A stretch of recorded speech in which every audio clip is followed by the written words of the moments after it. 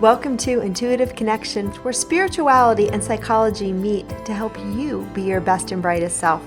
I'm your host, Victoria Shaw, and in each episode, I'll help you to awaken your own inner wisdom, step into your power, and live a more divinely inspired life. You're here to let your inner light shine. Are you ready? Let's do this.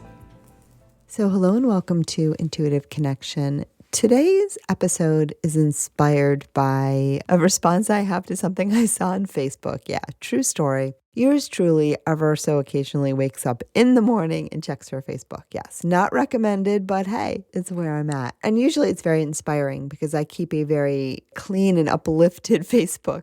I follow great people. But anyway, this morning, somebody posted something that was not, inciting at all. It was lovely, but it also got me thinking. They posted something to the effect of, wow, you know someone's true character by how they respond when they don't get what they want. And it made me think and question, well, let me backtrack, right? The implication there is like when someone doesn't get what they want, that's what brings up their hackles. That's where they're going to be not so sweet, not so nice, not so accommodating. That's where you're going to see, again, their true colors, their true character.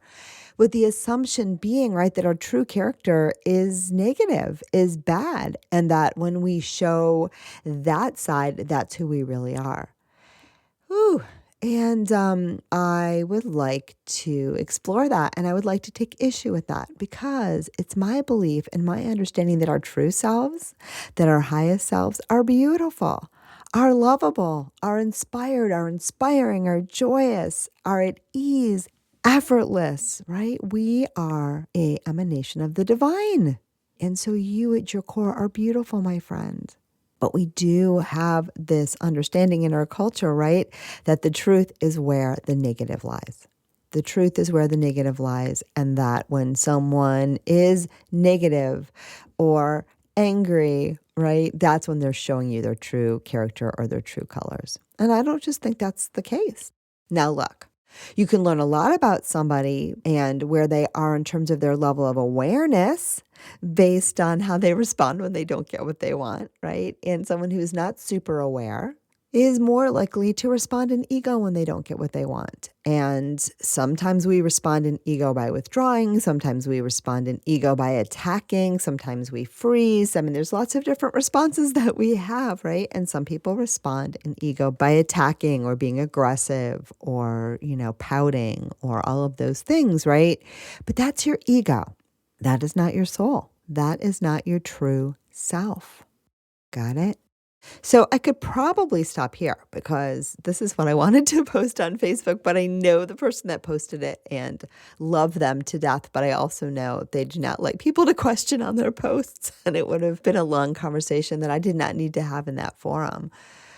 But I did want to point this out because I do think that, and this is something I've been thinking about a lot, so maybe it's a good time to share with it here. I do think we have a little bit of a skew up until now in our culture and our conditioning. Many of us, maybe you don't have this, but I think a lot of us do, and collectively I think we do. This idea that the negative is the truth. Your true colors are when you behave badly. The truth of a situation is when it gets really, really, really bad, right? I'm so glad I figured out the truth about that.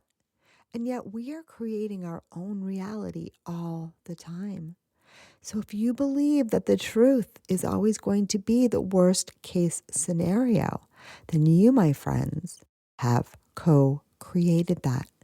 So I'm going to tell you another story, and it seems unrelated, but it's popping into my mind.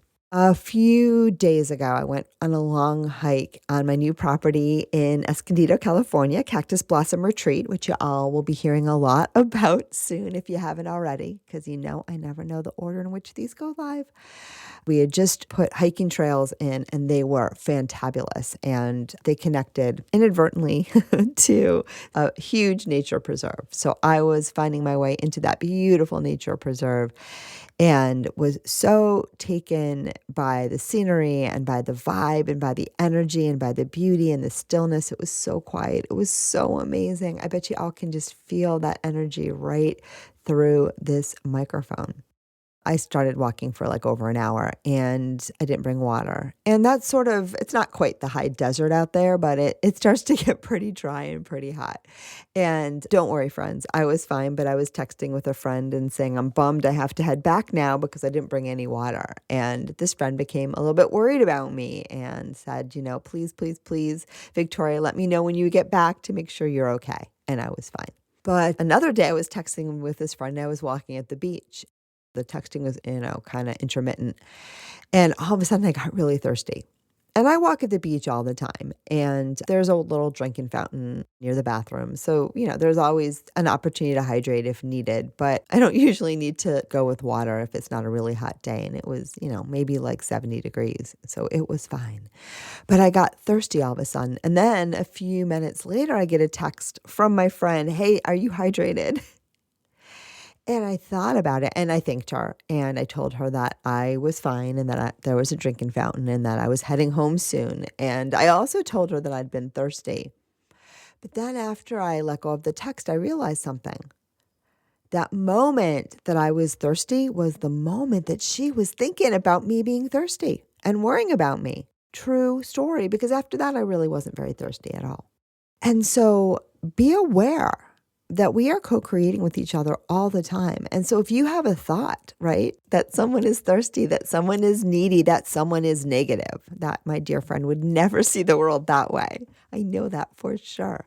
But if we believe that those are the true colors, we can impose those on somebody else. We can tweak that little bit in them, right, that might resonate with that. We can make someone thirsty.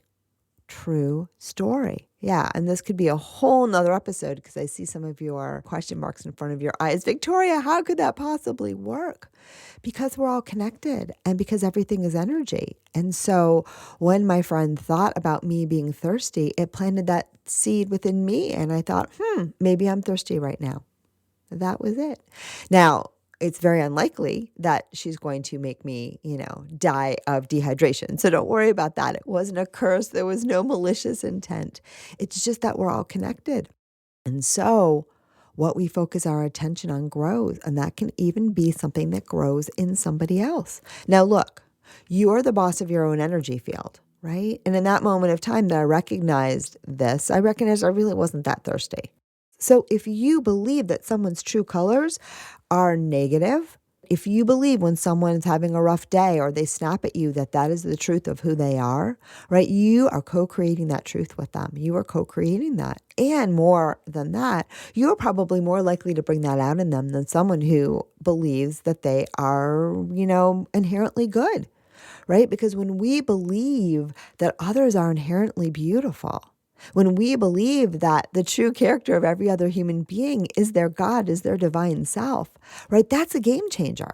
That's a game changer for us, and that's a game changer for them. That allows that beautiful energy in others to be free to shine, to be free to be acknowledged and loved.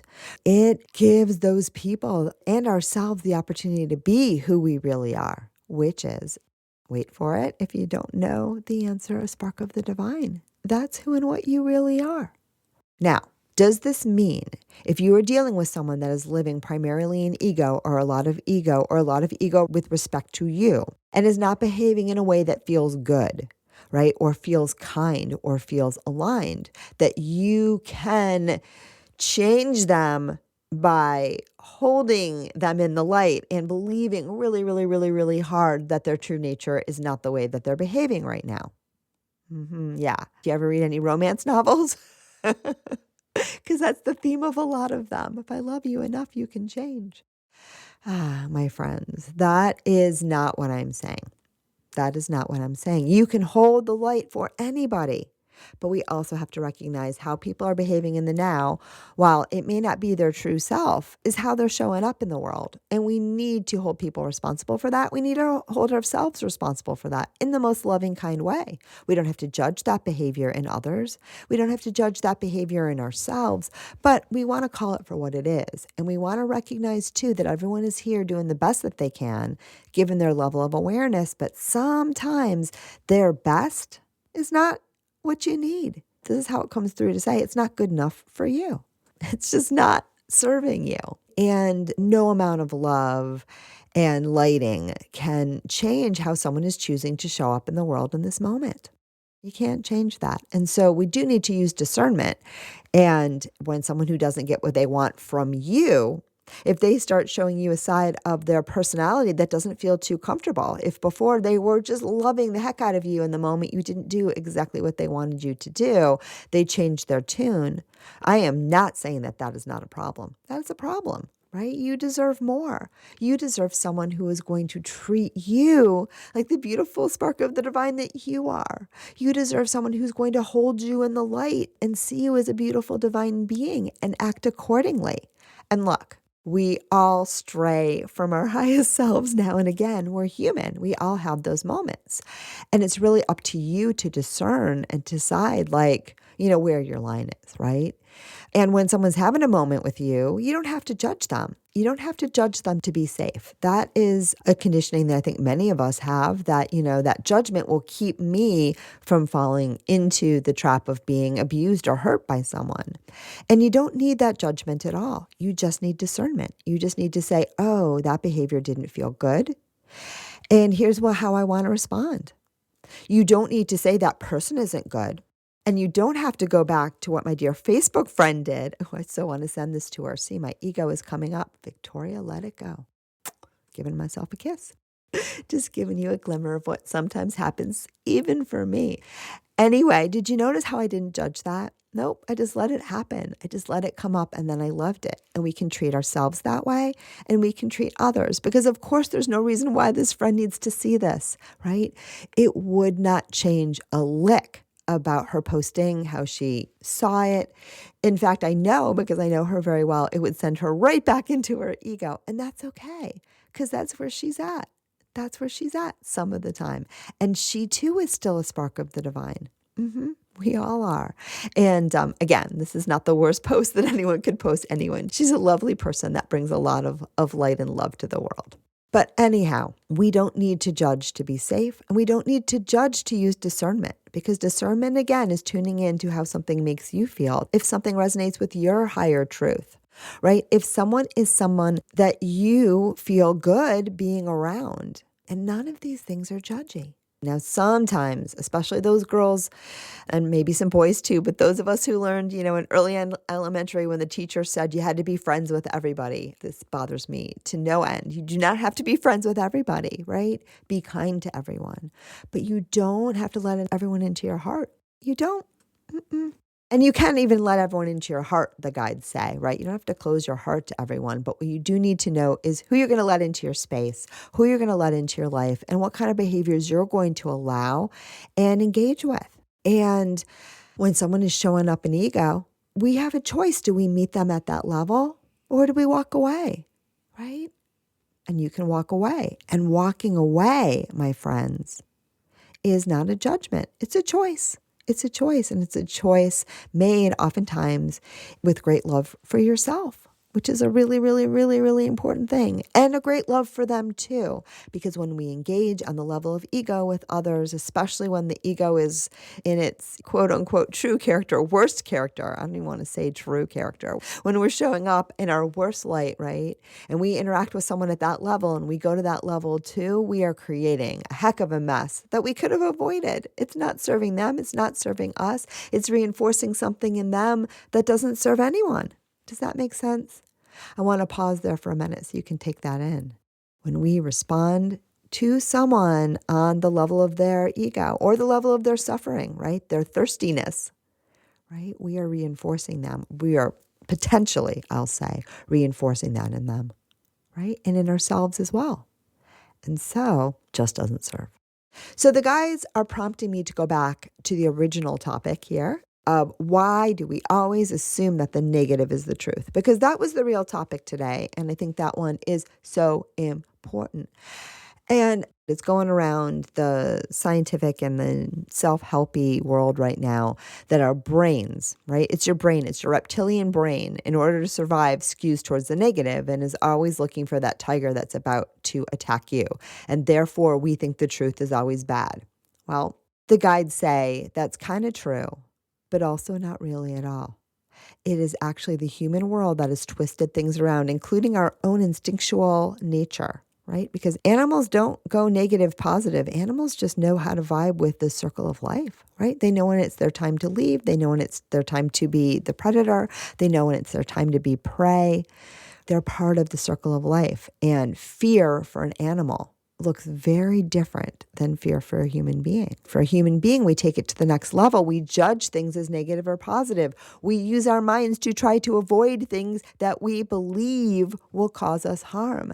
And this actually takes us so far away from those instincts that it almost makes those instincts, unusable, right? They lose their power, they lose their potency. Animals are so much wiser than the average human being. True story, right? They live much more in instinct. They live much more in the flow. They live in the now. They don't have all these complications. And they, the guides say, clearly do not know the difference between negative and positive because they do not have a cortex that has taught them to make those distinctions. So what I've been being told again and again is what we call negative. Positive are stories about things, that's all your mind, and that's all your social conditioning. And that is actually what's been given to you from society, from the world, from the complex human craziness that we have created, and has nothing to do with your reptilian brain. And that you are actually programming your own reptilian brain to respond to certain things as fearful that are not necessarily fearful at all. That we are way over responding based on the way we are training our very own reptilian or mammalian or whatever, our own biological apparatus. Does that make sense? It's really a profound thing. And I'm sure there's some people out there saying it that I just haven't encountered yet. There's probably a lot of them. Who knows? So that skew to negativity, it's in our culture, it's in our society. And as a result, it's also in our brains because our brains and aspects of our brains have been imprinted and co-created and conditioned based on our society and how we were raised and what we were taught and how we learned to play with this illusion called the human world. Okay? But you guys can change that. You can change that. And that is the whole purpose of this episode and the whole reason the guides say that they prompted me to sit down at the microphone after I saw that post, right? It's because we don't have to go there anymore. And we don't have to assume that the negative is the truth. Now, we don't have to go la, la, la, all positive either because those polarities, they're kind of unnecessary. But if you want to skew a little bit positive, you're going to feel better. You're going to feel better, I promise you. And the positive actually is the truth. It's the truth. It may not be what you're experiencing right now. It may not be how that person is showing up when they don't get what they want, but it is ultimately the truth of who and what they really are. And the guides prompt me to say even more, the truth is neutral. The truth is love. The truth is light. The truth is joy. The truth is bliss. The truth is eternity. And those things are actually not caught up at all in the polarity of good or bad, except that we tend to feel better when we're more aligned, right? We tend to feel good when we're more aligned and in alignment with who and what we really are. And that's the gold. So in case you want to, I'm going to give you a little bit of what my friend Lisa McCourt would call home play. Just something to focus on between now and whenever you feel like you're done. Notice where that negativity bias is showing up in your own life. Not in a judgment, but just notice yourself when you think that the truth has got to be negative. The truth has got to be negative, right? They're showing their true colors when they're misbehaving. Now I found the truth of this situation and it's bad. Notice that for yourself. Notice that for yourself with a loving eye. But also notice that with a little bit of skepticism, because the negative slant is never the truth. It's just a story. It's just a particular story you're telling yourself. And somewhere along the line, you learned that if you told the negative story, you'd be safe. That if you are always prepared for the worst case scenario and know that truth, it'll never bite you in the butt. And the fact of the matter is, what we focus on grows. The more you focus on the negative, the more likely it is to bite you in the butt. But more importantly, the less good you're going to feel in the now. It's just not necessary. It's just not necessary. All right. So I think that's all that wants to come through right now. I just wanted to end this episode by reminding all of you that no matter how you are showing up in the world, today, or how you think you are showing up in the world today, that your true colors are beautiful. They're beautiful. You're beautiful. And nothing and no one can change that truth of who and what you really are. So thank you so very much for tuning in, and namaste. Thank you so much for joining us today. I hope that you found joy, strength, inspiration, and clarity from today's episode. If you'd like to learn more and connect with an amazing group of like-minded souls, please join us over on Facebook in the Intuitive Connection Community Facebook group, where we explore these topics in deeper detail, have additional live teachings, and host Facebook Lives with our amazing guests. I hope to see you there. And of course, if you want to learn more about me or the work that I do, please check out my webpage, victoriashawintuitive.com. Thank you so much again, and namaste.